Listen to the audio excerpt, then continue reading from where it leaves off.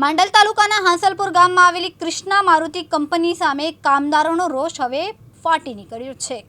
વર્ષોથી ચાલતા શોષણ, અન્યાય અને તંત્રની બેદરકારીથી કંટાળેલા 170થી વધુ કામદારો રસ્તા પર ઉતરી ખુલ્લી હડતાલ પર ઉતરી આવ્યા છે।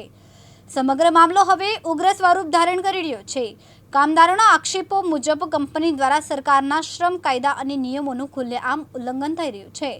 કંપનીમાં Neha enterprise, Om enterprise, new era industrial service અને નીલકંઠ એન્ટરપ્રાઇઝ જેવા કોન્ટ્રાક્ટરો મારફતે કામદારોને રાખવામાં આવે છે, જ્યાં તેમની સાથે ભારે શોષણ થતું હોવાના આરોપ છે। મજૂરોના આક્ષેપ છે કે દિવસના 8 કલાકના કઠોર પરિશ્રમ છતાં વેતન આપવામાં આવતું નથી।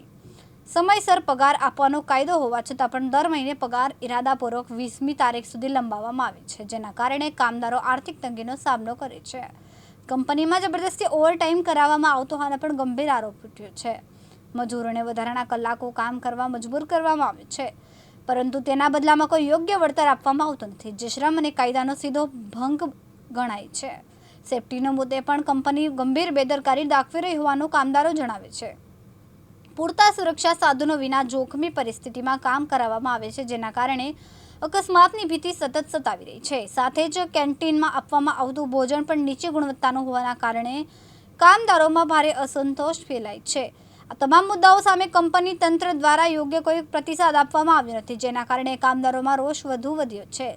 હાલ કામદારો ગાંધી ચિંધ્યા માર્ગે પોતાની ન્યાયસંગત માંગણીઓ માટે લડી રહ્યા છે, પરંતુ જો તાત્કાલિક ઉકેલ નહીં આવે તો આ આંદોલન વધુ ઉગ્ર બની શકે છે।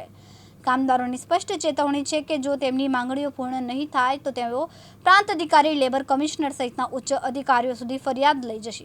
કંપની સામે કડક કાયદાકીય કાર્યવાહી કરાશે। જગદીશ રાવળ, દિવ્યાંગ ન્યૂઝ, અમદાવાદ।